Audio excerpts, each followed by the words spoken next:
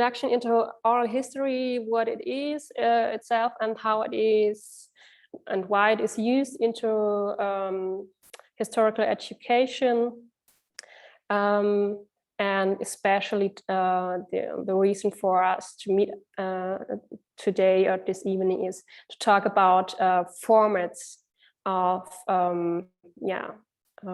oral history for educational contexts. There's some things, as I said, I have some experiences, so there are pros and cons, there are chances, there are limits to it, and I'd like to share them with you and set them into the program of Lost in Translation as well. And I'd like to give you or share with you one of my favorite teaching methods, which are kind of the classical format to start with contemporary witnesses, and so you have a good basis, and I'll give you all the things you should have a look at, kind of a checklist maybe. Yeah, and if you'd like, I'd appreciate that we can come to a discussion at the end. You can give feedback, ask questions, and so on. So that's the program. Sounds short, but we have some time, and I hope I can fill it. Let me start with a short quotation from an oral history science book I like. It's a short sentence which says, "A democratic future needs a past in which not only the suspicious can be heard." So if we want a democratic future, we should have, or we should give every perspective on the past a chance. That's how I would translate it or tell it in my own words. So why is oral history, why are the perspectives of contemporary witnesses necessary? The oral history science or oral history work as well in educational contexts always use a personal experiential approach. And this is often kind of the key or a motivation to people when they start with historical topics, with maybe unknown historical things. And so it's kind of a perfect access to a new field of historics. And we think that history of transition in post-Soviet era, post-Soviet period is such a quite new field in talking about it in education, still in Germany as well. I don't know if you expect it, but it still is, and maybe in your countries as well. Our history also means that the experiences of people are represented that not just rely on aspects like this dictatorship or resistance, but we can open it to any other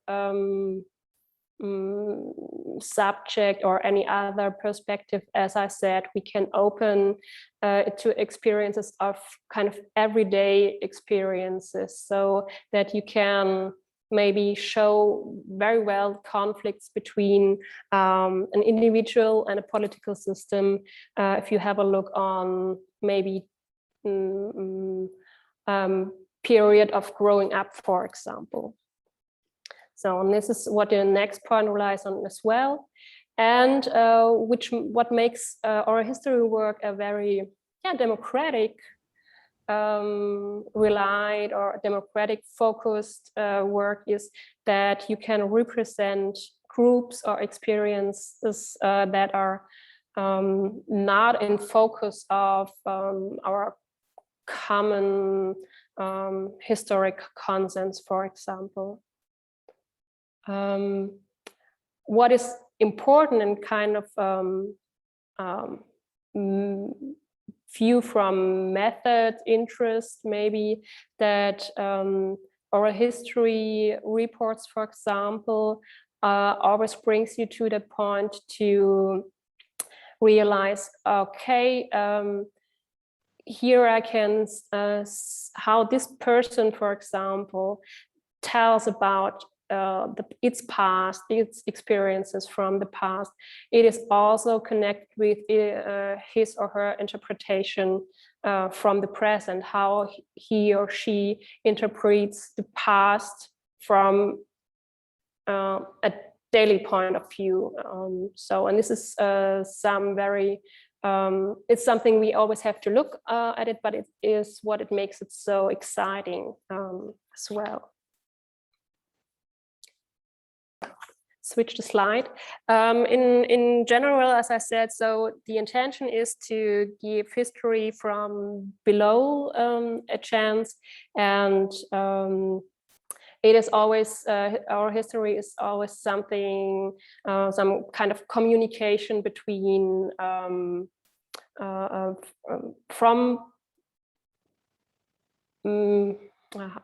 we say still living people. So, or in Germany we say it's history that still burns. So that's why we that's clear. So contemporary witnesses are best if you can interview them in person, live, not just in a recorded way. So it depends on living people who can tell their stories.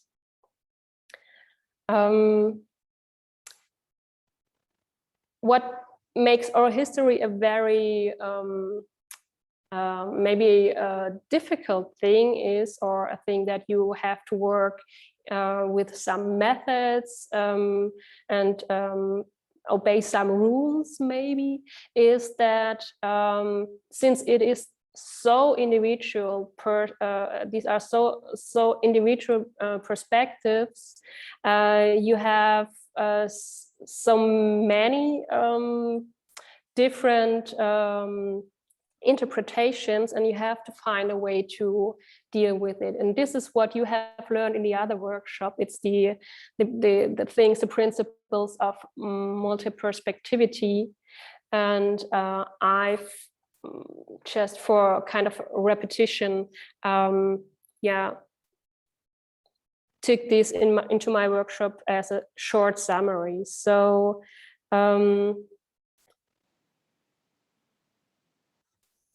I like this picture here very much because it is kind of self-explaining. Some of you maybe know this very famous painting of I think it's a Belgian painter, but I forgot the name, which shows you an apple, and it is subtitled and says, "This is not an apple," because the painter wants to explain to you what you see is a picture, a painting where an apple is painted on it, but it is a picture. And so it is kind of a game with perspectives. And this picture here always reminds me on it. And I like it because all these people, although they all look male, I'm sorry for that, I just use it, but all these people should represent different experiences, different working subjects, and they are looking from another point where they stand on this apple. And so it is very easy to explain what multiperspectivity is made of.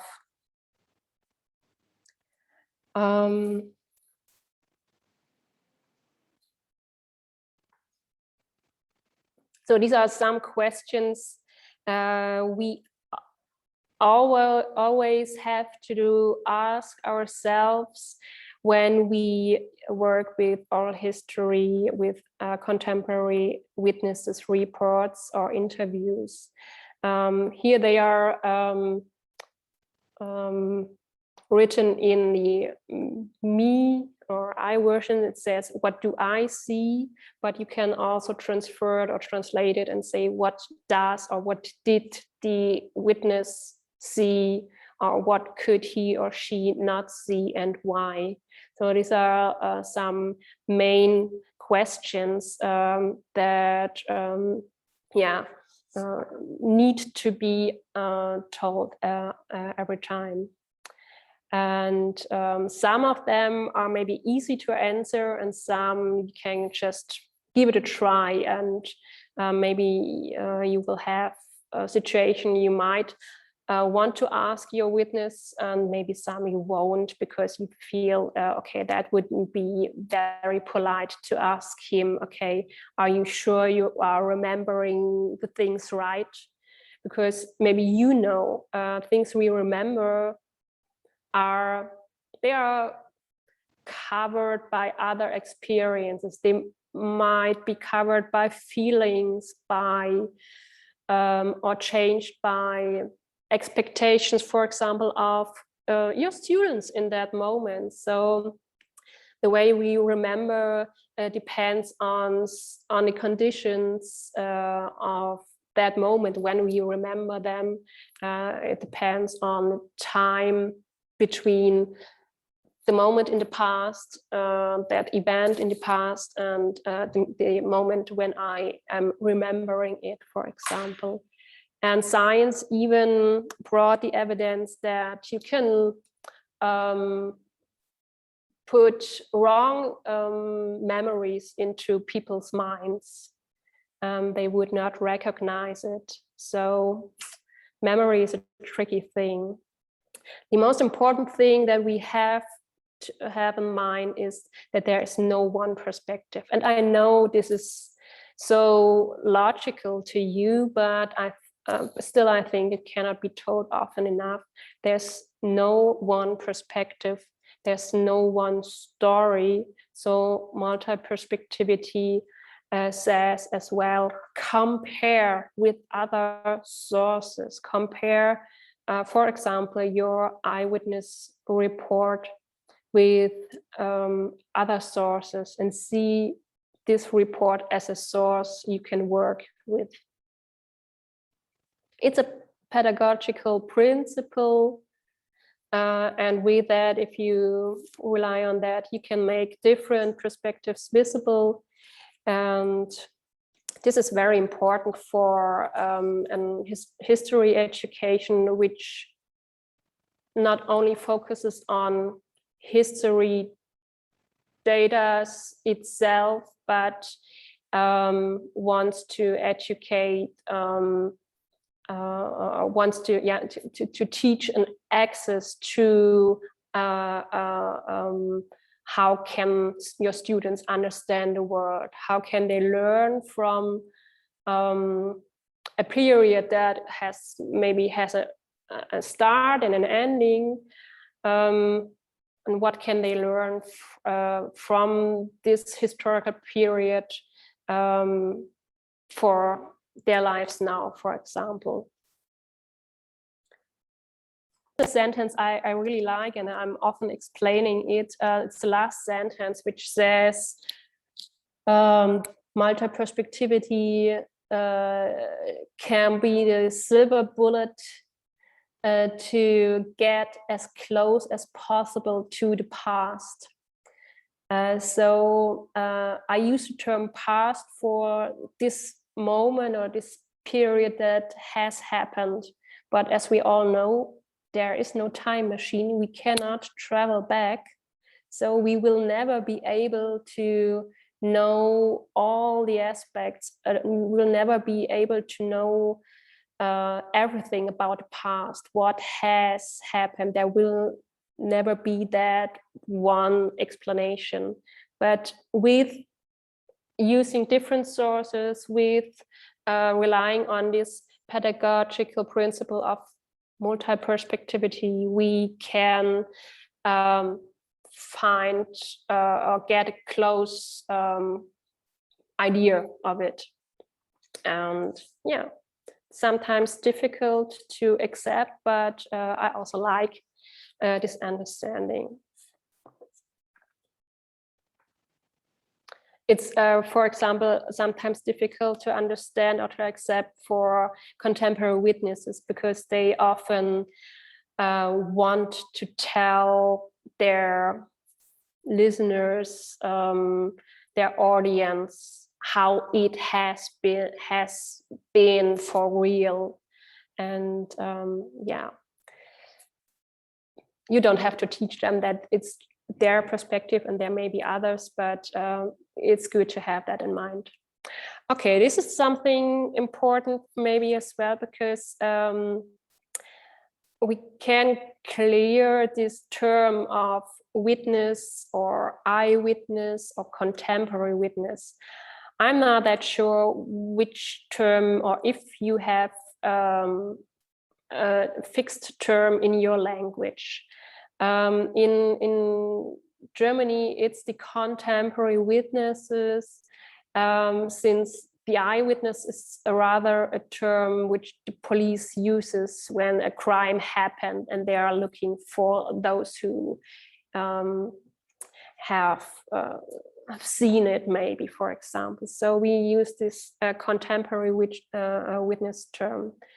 And that means people that have been victims of political persecution. That sometimes means people that have been perpetrators, but they are rarely interview partners in history education, I have to admit. So, because that's too difficult to give perpetrators an space for an audience. This is something which would be a huge conflict in educational work. But for example, you can work with books or reports of perpetrators, because of course it is so important, because the question, why did people hunt others, for example, why did people hurt others, is a question that you will of course often hear in when you're an educator in history. And we have this everyday witnesshood, which may be a good be a good term for some witnesses about the transformation period, but maybe it is useful to, or maybe it's not useful to put them into categories, but just to make you clear what stands behind this term of witnesses. Yeah. So then some things are repeating here, so I don't want to repeat it, just have it here in the representation. But the third point is important. Contemporary witnesses should not be history teachers when you invite them. This is very important to know. You are the history teachers, or you are the educators, you are the teachers, you are the ones who prepare your students and explain your students the history context. But contemporary witnesses should not be teachers and witnesses itself, so this would be a role conflict. But it is not that easy to not always easy to just be in one role, I know that, but maybe it is it would ease it for your witnesses if you tell them, please, you don't have to explain the whole historical context. I'm doing it, I'm the teacher, I'm the educator. You can just stay at your story, at your individual experiences. This is why we invited you. And contemporary witnesses shouldn't be storytellers, but sometimes they like to, because it's maybe in their character, or yeah, it's what I said, this thing with what do they think the audience is expecting. So sometimes you might get the impression that they're telling things in a special, maybe in a very funny manner, or in a very I don't know, exciting is good, but it is not needful, or they just, it's the same, they just are allowed to be themselves and should not play a role. That's maybe the most important thing, a role, sorry. They should not play a role. They are not storytellers.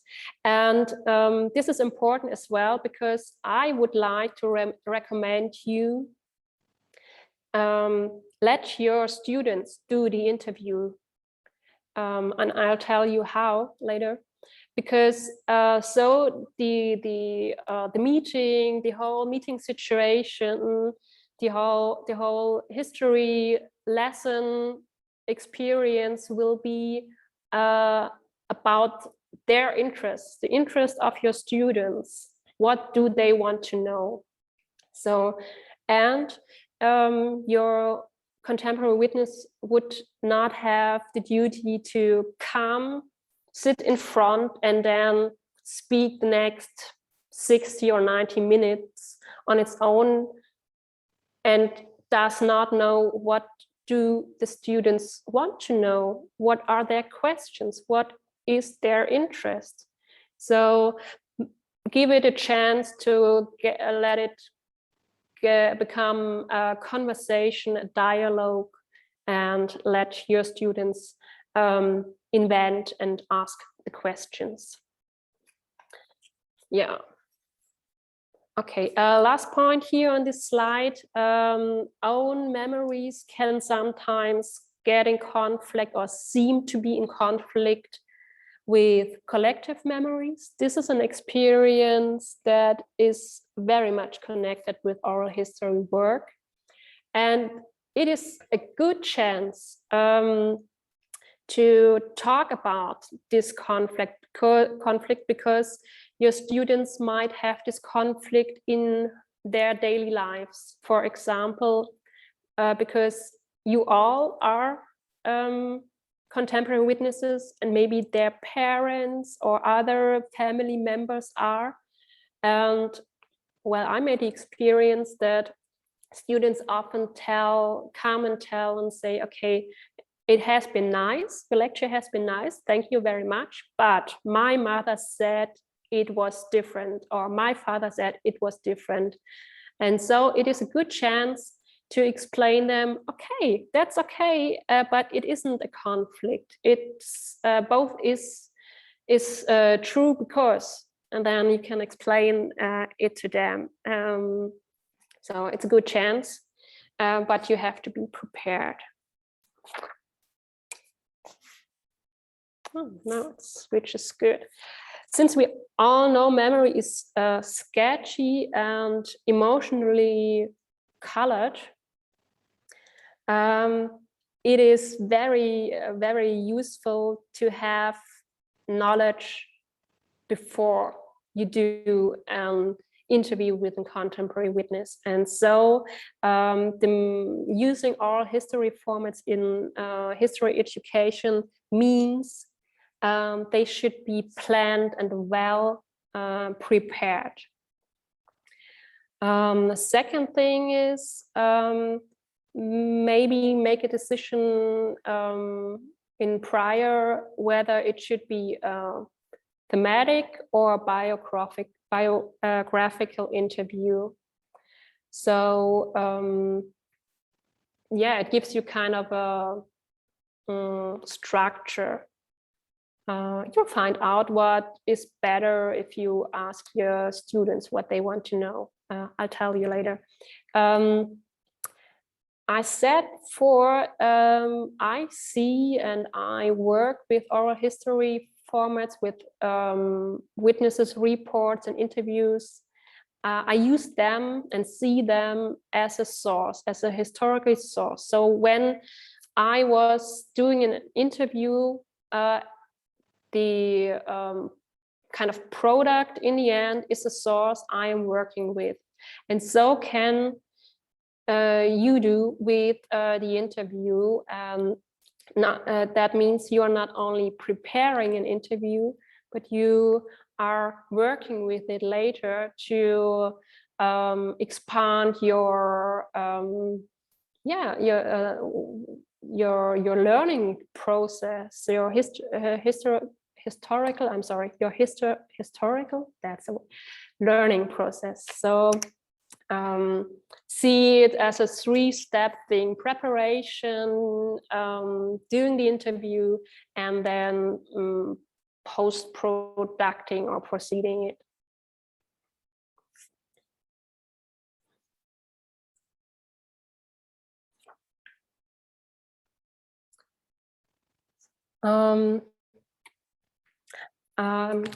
I switch back. Yeah, the last point, sources which bring history to life, is good, but there's something I said, that your students cannot only or will not only learn historical facts, but they will learn other things, such as holding an interview by themselves, doing it independently, is maybe kind of a training for them for being self-confident, for getting in dialogue in respect and with empathy for each other and to other people. These are good things that are developing in history lessons like this. And last but not least, dealing with specific life stories can be instructing for your students as well, when they ask their own questions about the past, as I said before. When they are preparing, they are collecting and arranging historical information, so they learn how to understand how to understand history. How do I get a path into something that has happened in the past, and how do I arrange all the informations and that. So, and on the basis of such an interview, the students can, for example, understand the effects an individual and subjectively experienced historical event could have on a biography, and maybe they will compare it to their today's view to the world, or to their social background, to the biographies they know, to their family members, for example, and maybe start asking questions to them as well. That could be a starting point. So these are some steps that we'll be repeating with, I think, every or many other text or audio or visual things one is working with. So first of all, it is important to make clear if your students could understand everything, where there are questions, is there a need to do further research on historical terms, events, institutions, persons, or whatsoever. And so the work starts with this research. So you are in the midst of the educational process, and your work would be prepare this material, provide this material your students will need to understand this source, this audio source, this video source, for example.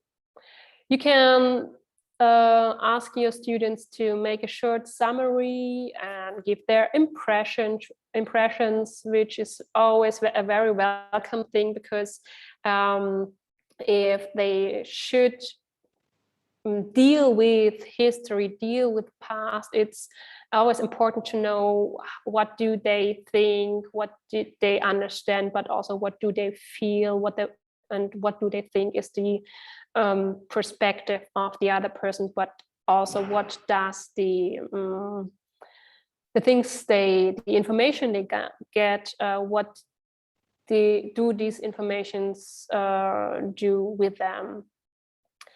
And if you only work with this digital source, with this short digital source, it would be easy and it would be necessary to make a comparison with at least two other narratives, and yeah, make your students compare them. For example, in a table, in a tabular, and I've wrote some examples what can be compared or should be compared here. Don't want to read them out here at the moment, because we will come to this later with the second option again. But you have it here on this slide, and in the and you will get this presentation. So, which is hopefully your format you will be able to do is an eyewitness format as a discussion with eyewitnesses that will be live, that will be analog, that will be in person. Or if it is not possible to meet in one room together or in a garden or wherever, you can do it, for example, via Zoom. But yeah, in the last workshop, a teacher told me that the students are very, very tired of Zoom meetings, and I really do understand. But, you know, I made the experience that eyewitness formats via Zoom are very vivid and very exciting, and it is even better than not doing them. So if that's the only chance to do it, just keep this chance. All right. I'm always talking about 60 to 90 minutes. This is because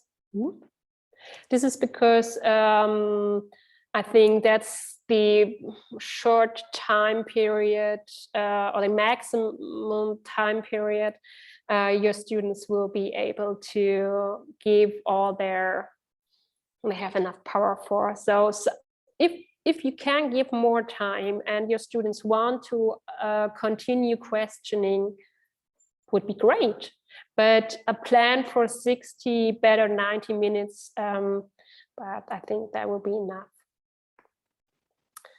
So preparation, what does that mean? I like to prepare, or I like the understanding you can give your students and say, for example, okay, imagine your work, you're doing an interview, and where do students know interviews from? They know it from, I don't know, television, YouTube, maybe newspapers, I'm not sure, but they know it's a journalist, for example, or a format, or it's a professional format, and it needs preparation. So the best interview, the most funny, the most interesting, the most detailed interviews are those in which the interviewer knew as much as he or she could in advance, before he or she started the interview.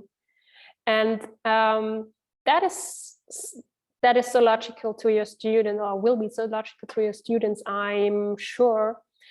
So give them a chance to prepare. And my suggestion, or my proposal to you would be use these short videos or audios of our contemporary witnesses as a preparation material, and then let them do the same as I said before. Let them clear what do we need to know to understand this short video, for example, and what do we need to know about the historical context, about this period, what has happened in that time, what has happened at these events the witness is already talking about in this video, for example.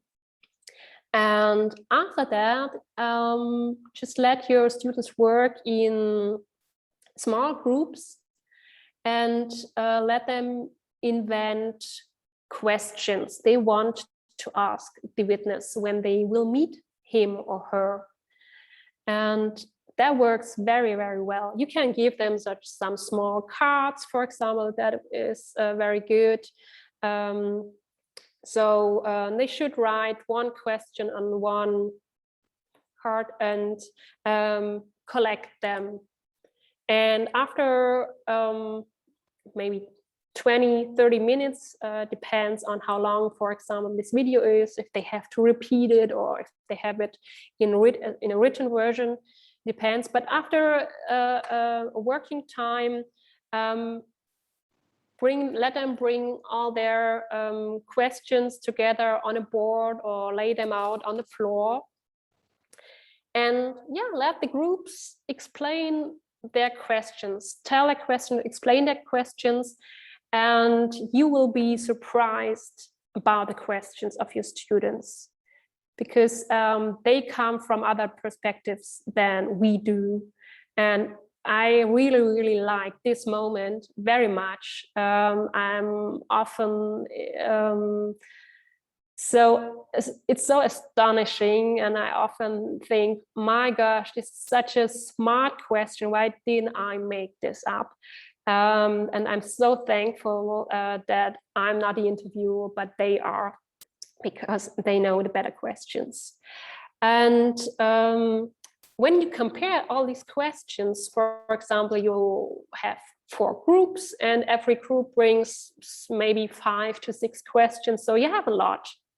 And there will be maybe too many questions for the interview, which only lasts 60 minutes.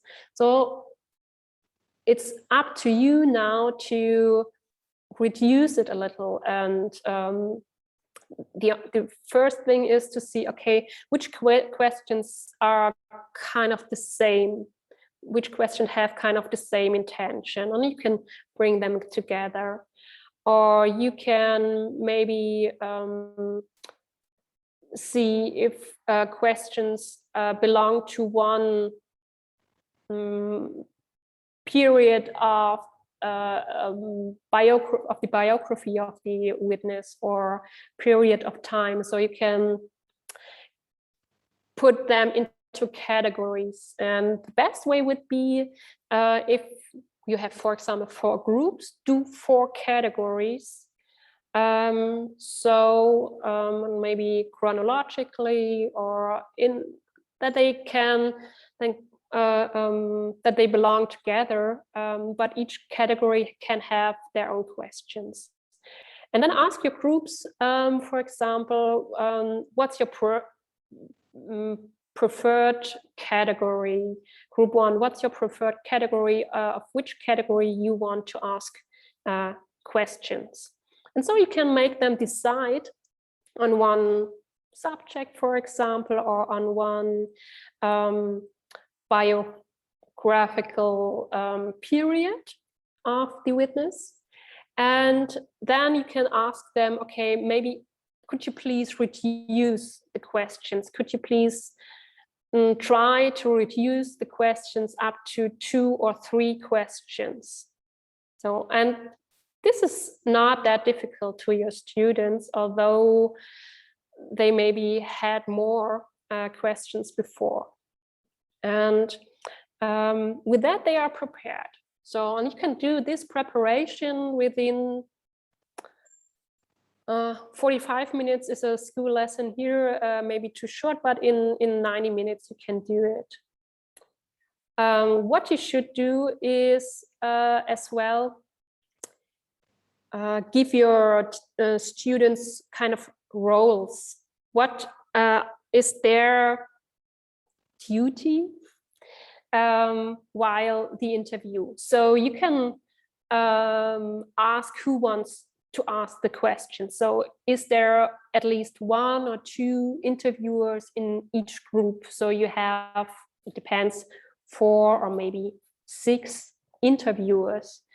So some who really want to can be interviewers, and some that are more shy don't have to ask questions, but they know my questions are asked. Who are too shy for everything, they can be, for example, timekeepers, because if you have these 60 to 90 minutes, it would be a good help for the interviewers and for the witness as well if a timekeeper sometimes shows, okay, now 50 minutes are over, please let another interviewer ask questions. So this is a good thing. For example, it's an important role, but it's not that difficult. So I hope there are roles for every type of student. So, okay, now we have an interview schedule, and it would be kind if this schedule is somehow explained to the witness when it comes to you, but you don't have to. And some things should be, here we are, no, it's not. Some things you might explain your students before some situation, for example, who is introducing the witness, who is introducing your group when the witness comes to you, who is explaining the witness your interviewing situation, that he or she will be interviewed by you and doesn't have to speak all the time on himself, for example. That this is things I would recommend to you. Yeah, just tell this to your students, or just talk about it in advance. So, and last thing is, how do we end the interview? So learning just to be respectful with people. So it means we should find a good end of an interview. So and sometimes it is helpful if your students have never done such an interview before, which I assume, to give them an idea how they can do it. Yeah, so that's all about preparation in before. And during the interview, there's no further checklist I can give you. So this has I have no slide for doing the interview itself. And the next slide here is now the post-processing work to do, which I think is very, very important, but I know it is often a thing teachers and educators have the conflict with time, with their time for this post-processing work. But I hope so, and I would really like to recommend it to you. What you already did, or what your students already did, is they started the documentation with these worksheets, and I will provide these worksheets to you, and you can do whatever you want to do with it. They are in English and you have to translate it at least. And but if you want, or if they maybe just give you an idea for further own ideas, I'd be happy. But you can improve this post-processing process. No, that's not a word. You can improve this process by doing some what we call internal source criticism and external source criticism. So internal means which historical events are discussed by the contemporary witness, how, why, and with what consequences for him or her. And the external source criticism looks on, it's rather your or your student's point of view on what the witness said. So trying to find out how close, for example, has the witness been to the historical event, what age or function did he or she have, in which circumstances has he or she been witnessing the historical event. So answering these questions gives you chance to to know how useful or how you want to use this report as a source. And for that, contemporary witness is speaking about the situation and changes its expressions between and one, for example, one has to know or you have to know. So these little words, one or you, make a huge difference in what is the message. Is this person speaking about its own experiences, or is he or she putting its experiences to experiences to others?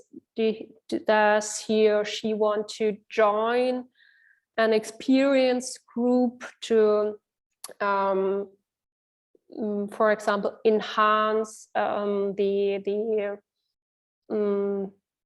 enhance the experiences, or what these experiences mean? For example, that it is just simple, that how important it is to speak about it. So, and just an experience of one person, we all know nobody will listen to it. But if you're a group, if you gather together, it will be easier that people, that society will hear you. So, of course, this is an effect. Or, for example, if witnesses compare to cruelties of other experience groups, what could that mean? Is it to say, okay, I made the same experiences, or mine were even worse? So language is, of course, a key to understand, but not that easy to deconstruct, because of course we are so polite and don't want to blame an eyewitness on, for example, lying or something like this. But after the interview, when the eyewitness is not in your room with you, you and your students are very free to talk about it. And all right, that was just an example. And last, is it the last thing? No, two things. Two important things, and then I'm done. We have kind of pedagogical principle in history education since the 1970s in Germany. It is the so-called Bartlesburg Consensus. It doesn't matter how it is, what's the title, but the consensus says, and it has three principles. One you already are familiar with, it's the multiperspectivity. Next is that controversial perspectives, subjects, etc., are accepted, should be accepted. And the first is that it is prohibited to overwhelm your students in emotional way. We have a quote here, and thanks to the translation, you can read it with me, and I won't read it loud.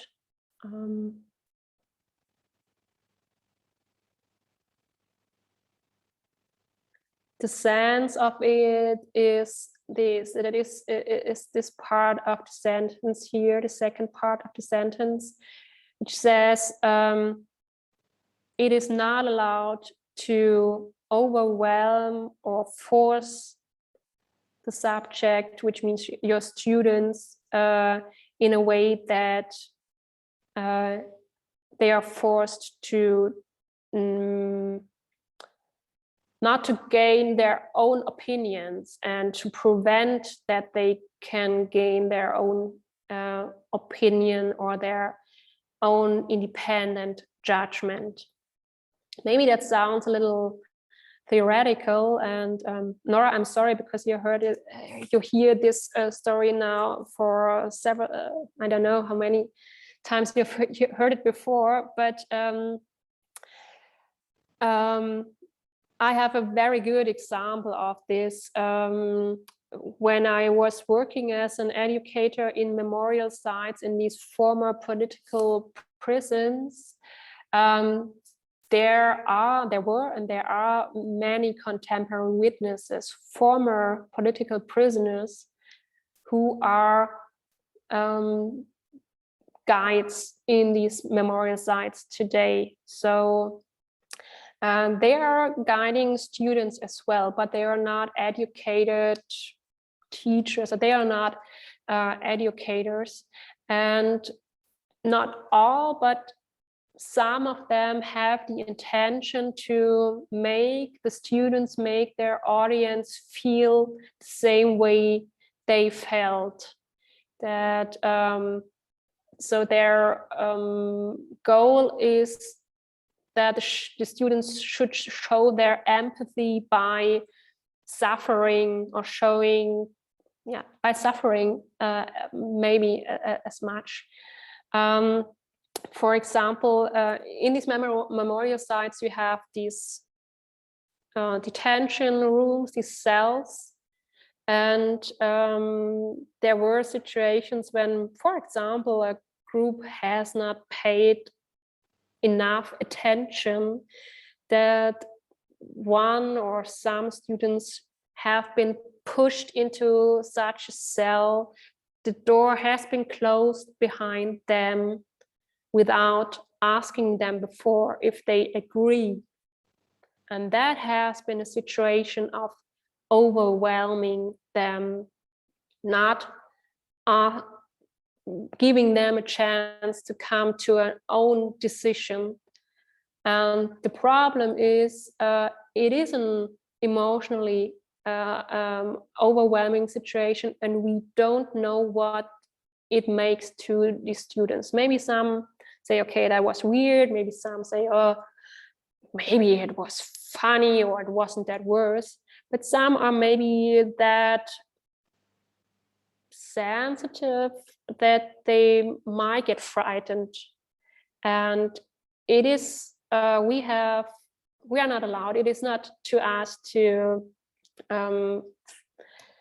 bring a student that is still growing up, that is still in the process of becoming an adult, and maybe is not strong enough to say, no, don't do that to me, I don't want this. Maybe a student that obeys too much to a teacher or adult, or especially a contemporary witness. This story really shocked me when I heard it. It is many years ago, but I think it makes very gives a good clue of what overwhelming can mean, to make my audience feel, to have the intention that my audience feels as sad as I felt, for example. That cannot be the goal of educational work.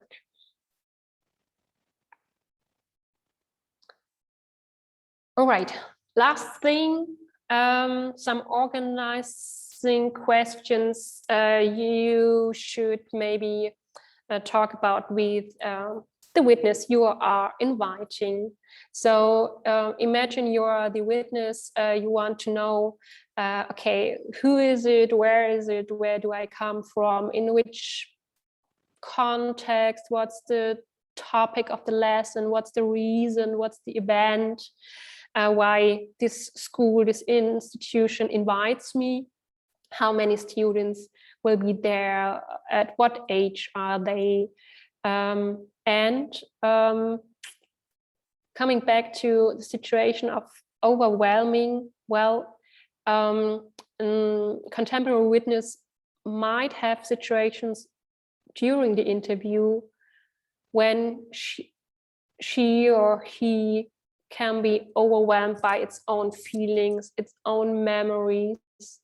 And some have they know that there are topics they don't want to talk about it.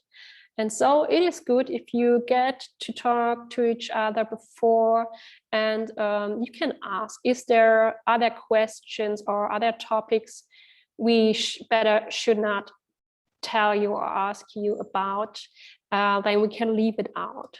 So you can, as a teacher, you can make sure that your students leave these questions out while preparing the interview. Or you can as well say, okay, is there maybe, if such situation will happen, how could I help you? For example, should I take over for a second, or should I just tell my students that's okay, just we will have 5 minutes break or something like this. So